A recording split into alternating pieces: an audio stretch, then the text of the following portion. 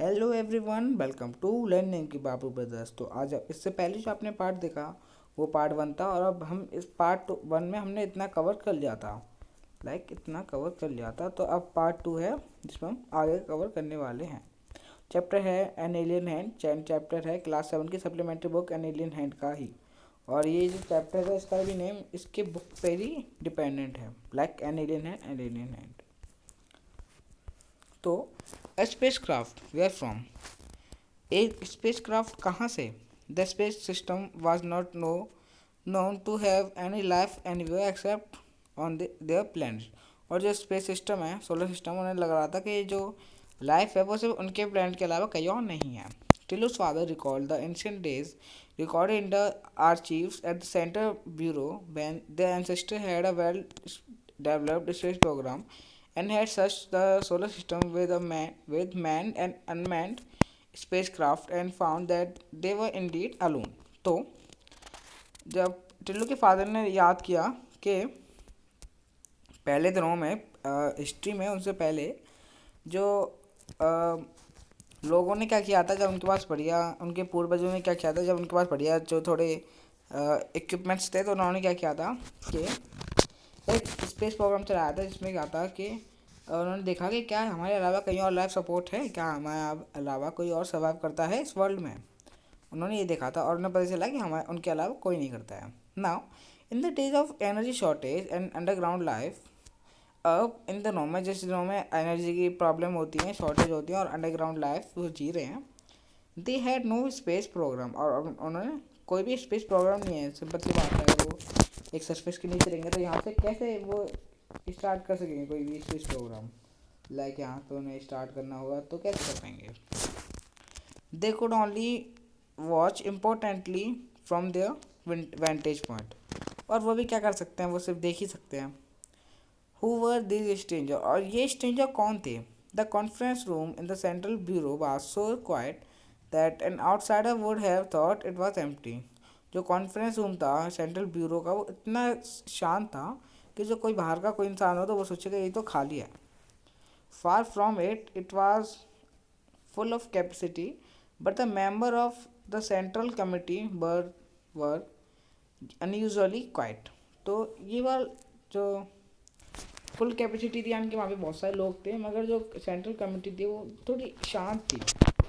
They knew that the president was going to make a momentous announcement. और उन्हें पता था कि प्रेसिडेंट है वो थोड़ी देर में एक अनाउंसमेंट करने वाले हैं। Colleagues, I will give you the report as I have it. तो कहते हैं कलीग्स अपने दोस्तों से, कि अपने दोस्त नहीं जो वहाँ पे काम करते हैं उनसे कहते हैं कि मेरे पास रिपोर्ट है जो मैं आपको बताने जा रहा हूँ, जिससे जो मुझे मिली है। While I speak there may be a change in the situation. मेरे बोलने से पहले ऐसा हो सकता है कि सिचुएशन में कोई चेंज हो। The president pause to get his paper in order and then continue. और उन्होंने अपने पेपर जो है, प्रेसिडेंट ने क्या किया, अपने पेपर लिए और अच्छे से एक ऑर्डर में लगाए और फिर बोलना स्टार्ट किया। Two spacecraft are approaching us. जो टू स्पेस क्राफ्ट है वो हमारी तरफ आ रहे हैं। One is in one is in fact orbiting our planet while the other is still far away. और जो एक है वो हमारे प्लैनेट के ऑर्बिट में है, यानी कि जो ऑर्बिटल घूम रहा है, और एक है जो अभी भी दूर है। ऑर्बिट में एक ऑर्बिट में आ चुका है, एक जो अभी भी दूर है। We guess that they are coming from our neighbouring planet. और उन्हें लगता है, उन्होंने कहा कि हमें लगता है कि जो ये स्पेस क्राफ्ट है हमारे नेबरिंग प्लैनेट से आ रहे हैं। How should be react? Number one, your views please. फिर वो कहते हैं, नंबर वन एक पर्सन है जो कि वहाँ पे जॉब करते हैं, उनसे कहते हैं नंबर वन आपके विचार बताइए। Number one was in charge of defence. और जो नंबर वन है वो डिफेंस के इंचार्ज थे। He was known for his courage and wisdom. तो वो अपनी होशियारी और मतलब अपने काम के लिए जाने जाते थे। Sir, if you wish we can totally destroy this space craft with missiles. तो उन्होंने कहा सर अगर हम चाहें तो हम इनको स्पेस क्राफ्ट को आराम से अपने जो मिसाइल्स हैं उनसे डिस्ट्रॉय कर सकते हैं, but that would not make us any wiser. और ये जो सिचुएशन है, ऑप्शन है, अच्छा नहीं रहेगा। ये हमें कुछ भी प्रोवाइड नहीं करेगा, हमें होशियार यानी कि कुछ भी एक वाइजर साबित नहीं करेगा। We do not have the capacity to render these craft unoperational in space। तो हमारे पास इतनी कैपेसिटी भी नहीं है कि हम इसको स्पेस में ख़त्म कर सकें, but should they land, we can render them ineffective anytime we choose. मगर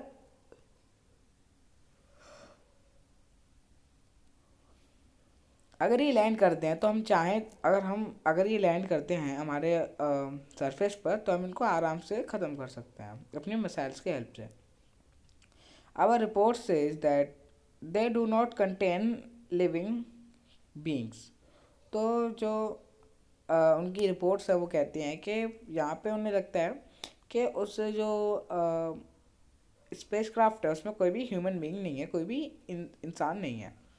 दे ओनली हैव इंस्ट्रूमेंट्स. वहाँ पे सिर्फ जो इंस्ट्रूमेंट्स है, थिंग्स हैं, वही हैं. नंबर 2, अभी प्रेसिडेंट फिर से बोलते हैं.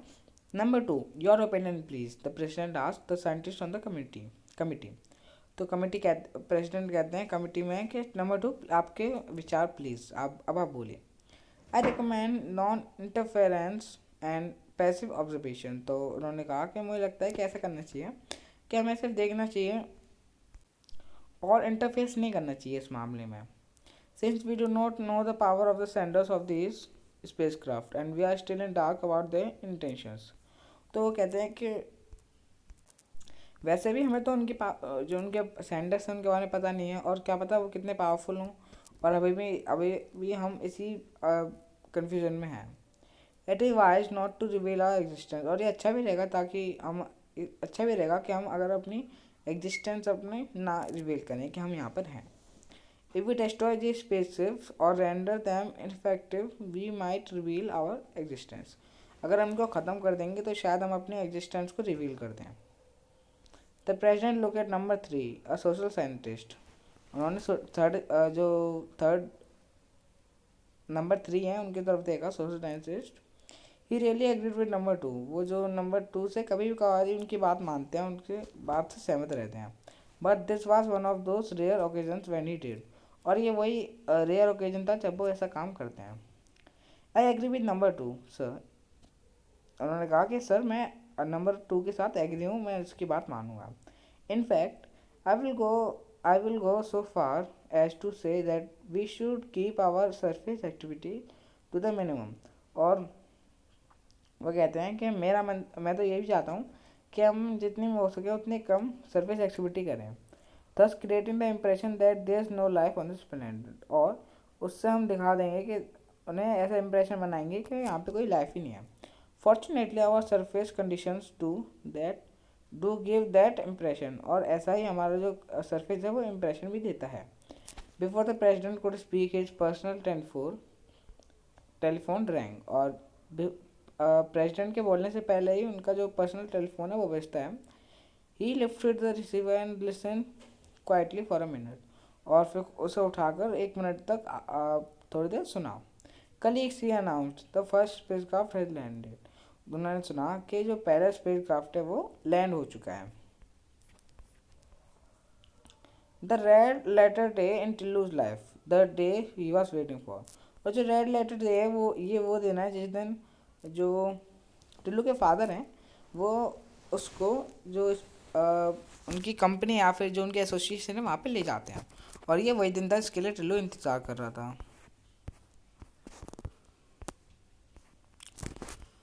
For his father had at last taken him to the control room. और लास्ट में वो बहुत कहने पर उसको कंट्रोल रूम ले ही गए रेड लेटर डे पर. From here he could see the alien spacecraft on his TV screen. और यहाँ से वो जो स्पेसक्राफ्ट है उसको देख सकते थे टीवी स्क्रीन पर.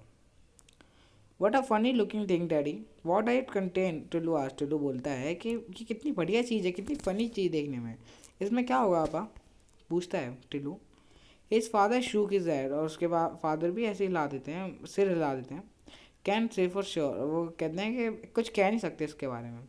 We are only allowed to observe it from far. और हम सिर्फ इसको दूर से देख सकते हैं.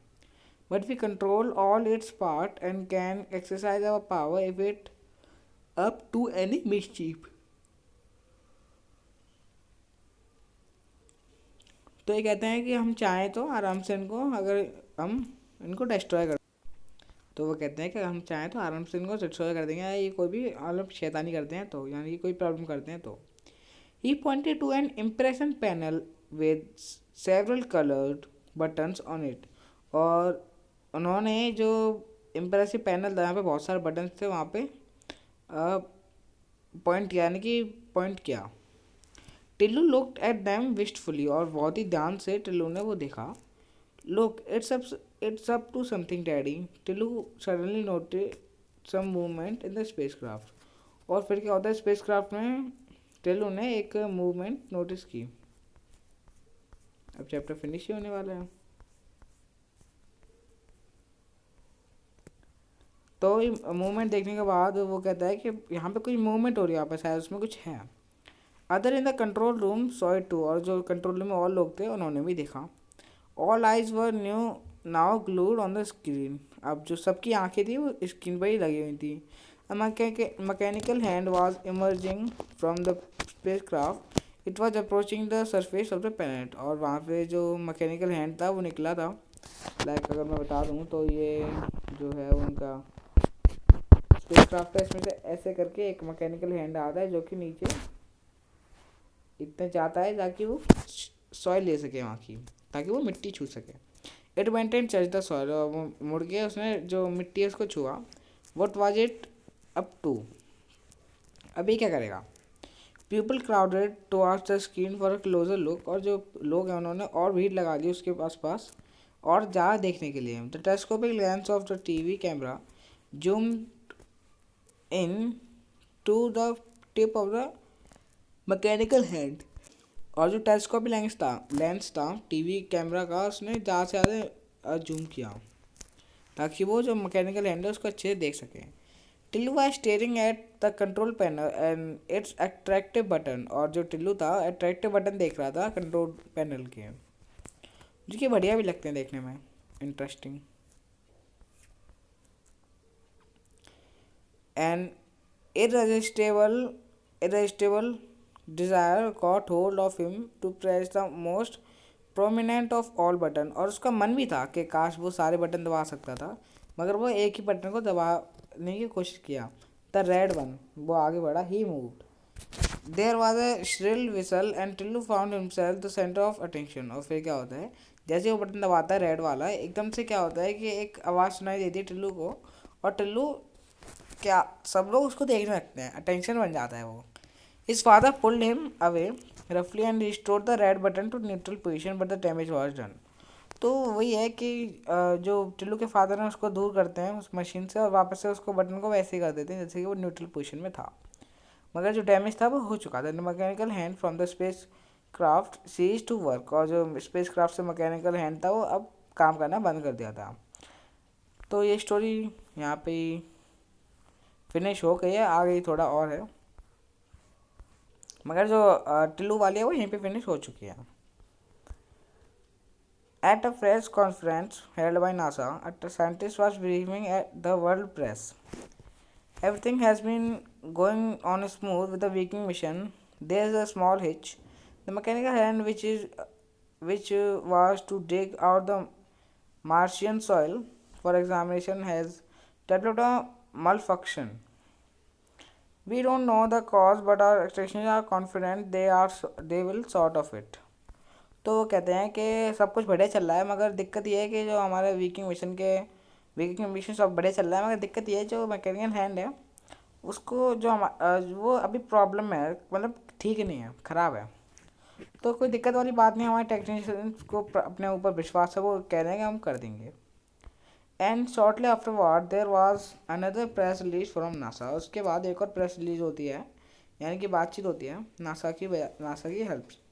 The mechanical hand is working again thanks to the effort of the our technicians.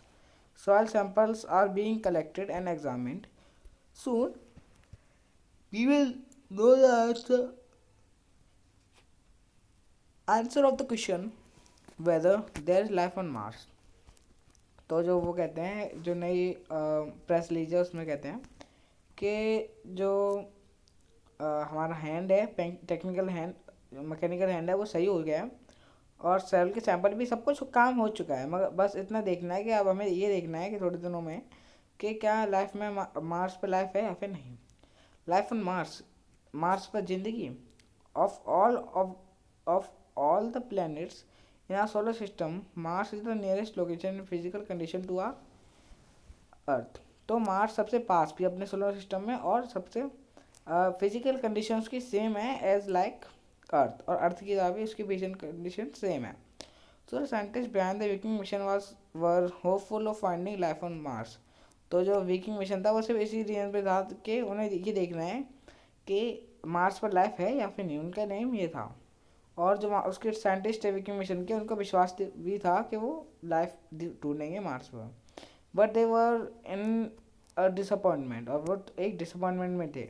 The Viking mission found no sign life on Mars, और जो मार्स है, लाइफ मार्स पर कोई भी साइन लाइफ नहीं मिले, लाइफ के साइन नहीं मिले।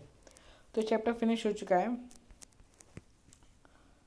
इसके जो क्वेश्चन आंसर्स हैं मैं बहुत ही जल्दी, मैं अभी उसके बना ही रहा हूँ, तो मैं उसकी लिंक तो दे दूँगा डिस्क्रिप्शन में, 1-2 दिन में प्रोवाइड हो जाएगी आपको।